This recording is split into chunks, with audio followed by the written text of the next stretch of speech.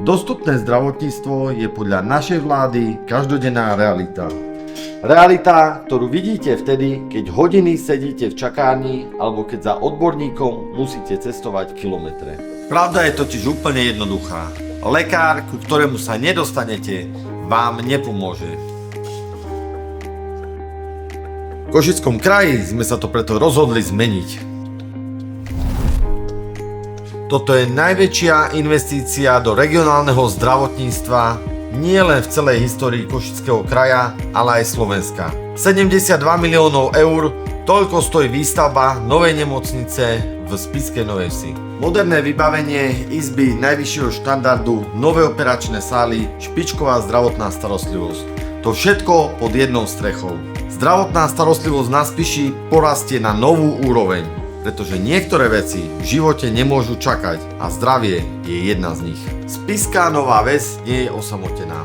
Aktuálne prebiehajú práce aj v regionálnej nemocnici v Trebišove, ktorá je rovnako majetku kraja. Pribudne tu nové oddelenie paliatívnej starostlivosti aj moderné fyziatricko-rehabilitačné oddelenie. Moderné zariadenia pribúdajú aj v nemocnici v Michalovciach. A v Košiciach pripravujeme komplexné rekonštrukcie polikliník Juh a Jazero. Do regionálneho zdravotníctva sme tak celkovo napumpovali rekordných 105 miliónov eur.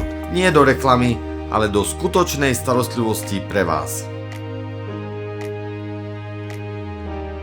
Aj v našom kraji sa zaoberáme problémom nedostatku lekárov. Priemerný vek všeobecných lekárov je na 60 rokov. Aby sme motivovali mladých lekárov ostať v našom kraji, založili sme zdravotnícku agentúru Košického samosprávneho kraja. Spolupracujeme s nemocnicami aj lekárskou fakultou a spustili sme krajský rezidentský program, aby sme pomohli začínajúcim lekárom. Aj takto chceme zabezpečiť, aby neodchádzali za lepšou prácou preč, ale ostali doma v našom kraji. Nestačí postaviť nemocnicu, keď nej potom nemá kto ordinovať. Cez našu zdravotnú agentúru KSK sme spustili krajský rezidentský program, prostredníctvom ktorého budú pribúdať noví doktori v regionálnych nemocniciach a ambulanciách. Zdravotná agentúra KSK tiež pomáha zriadiť aj nové ambulancie, napríklad urologickú v Moldave nad Bodvou. Moderná medicína má byť dostupná nielen vo veľkých mestách, ale aj v našich regiónoch. To, čo sa v kraji podarilo vybudovať za posledné roky, je základ, na ktorom ďalej staviame. Zdravotníctvo je investícia